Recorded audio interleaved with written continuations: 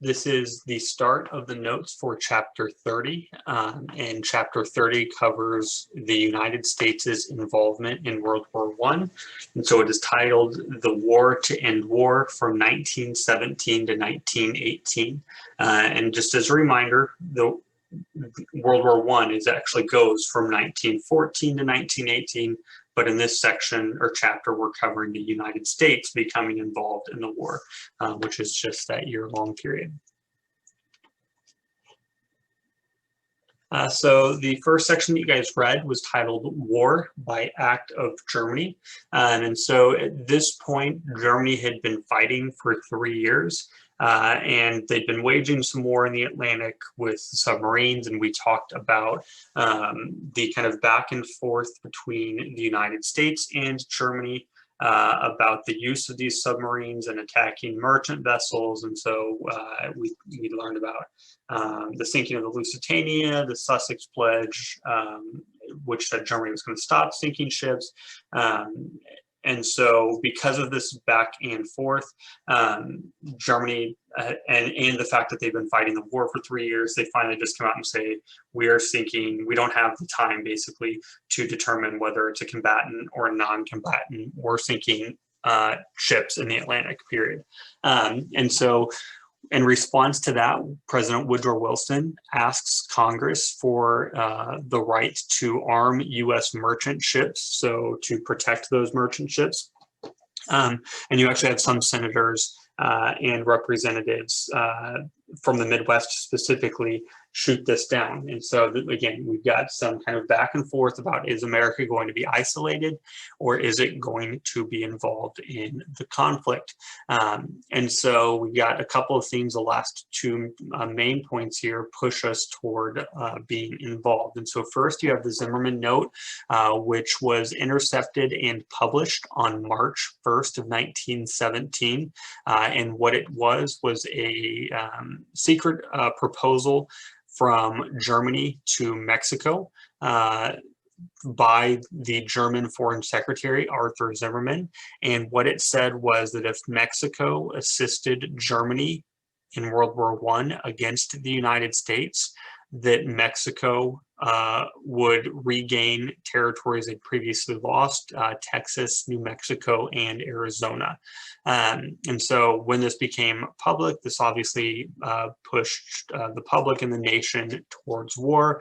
And then you have the long dreaded, what we call overt act of war in the Atlantic, where German U-boats sink 4 unarmed U.S. merchant vessels in March of 1917. So again, March is, you've got these series of events with the Zimmerman Note, also known as the Zimmerman Telegram, and then you have this overt act in the sinking of ships that are pushing the United States towards active involvement in the conflict. You also, around this time, have the Russian Revolution take place, and this actually does impact the United States' perceived ability to join the war. So you've got the Russian Revolution that takes out the czars and creates eventually the Soviet Union. And with Russia now removing themselves from World War I, this opens the door for the United States to join the Allied cause, because they can, and we'll get a little bit more into this later with Woodrow Wilson, but they can now say that they're fighting on the side of democracy. Whereas previously with Russia involved, they could not necessarily say that because of the monarchy of Russia. And so with this, the acts in March and then the Russian Revolution and Russia removing themselves from World War I, Wilson asks Congress for a declaration of war on April 1st of 1917. And he cites the German mass killing of civilians by sinking belligerent non-combatant ships, merchant ships in the Atlantic is the prime reason why. And so Wilson had drawn a clear line against the actions of the submarines, which the Germans had violated. And so Congress does agree to the war declaration on April 6, 1917. And so while it is the United States who declares war on Germany, there's a quote in your book, and I think it's a good quote, with the Germans sinking unarmed ships, American ships, Germany was already fighting a war. The only difference and reason why it wasn't a war at that point is because the United States wasn't fighting back. Now we have that official declaration of war, and so the United States is now part of World War I. And so then you can see headlines from the newspaper. This is the New York Times. It looks like April 3rd, 1917, and detailing President Woodrow Wilson's declaration of war. And so the second portion of this reading that you're responsible for was titled Wilsonian, Idealism, Enthroned. And so by the United States joining in on this European conflict, it went against tradition. The United States had traditionally stayed isolated from European affairs, and they kind of prided themselves on that.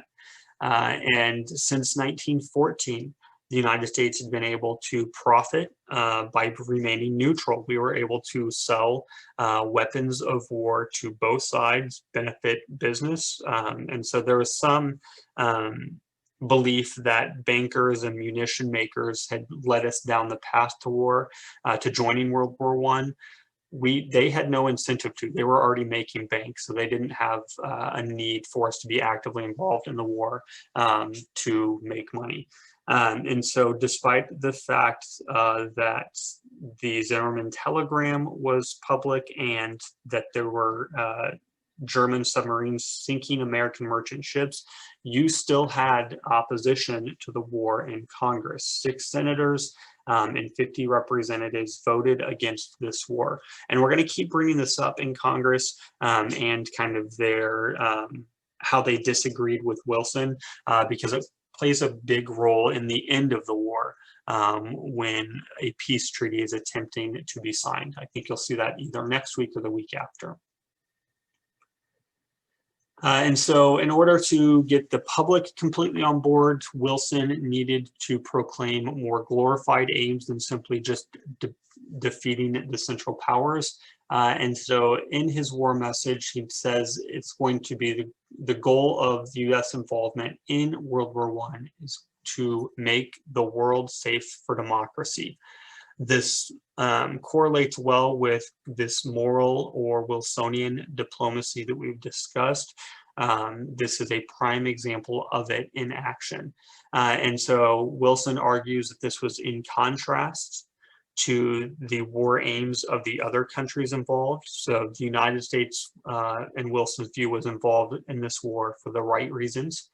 And so we can see this because he says the U.S. was not fighting for riches or to gain territory. Instead, he said he hoped that the U.S. would shape a world order where democracy could flourish without the fear of power-crazed autocrats and militarists. So again, you've got these kind of lofty war aims being presented by Wilson, and it's effective. The public does get on board.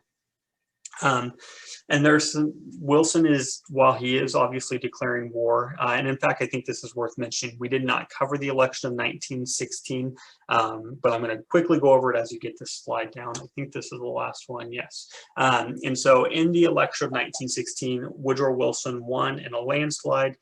He wins on the campaign promise or campaign motto, I guess, that, quote, he kept us out of war. So inferring that Woodrow Wilson single-handedly was able to keep the United States out of the war, so you should re-elect him to office. So that is the campaign of 1916.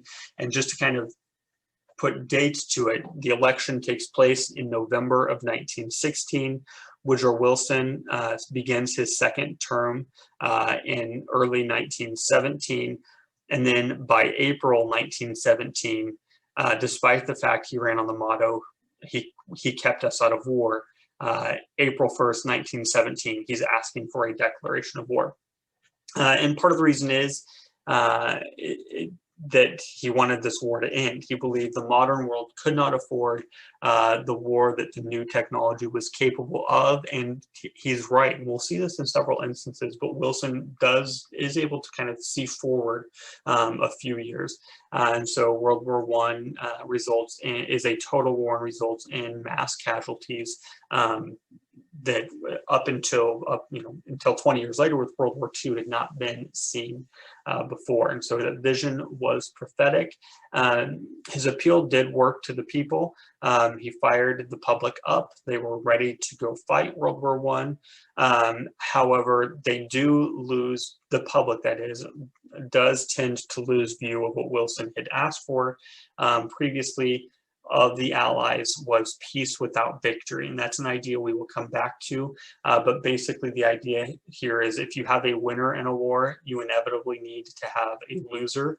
And what Wilson feels, and we'll talk more about, is that if you have a loser in the war, you are planting the seeds for potential future conflict. And again, there's a little bit of that foreshadowing by Woodrow Wilson. That is it with this section of notes.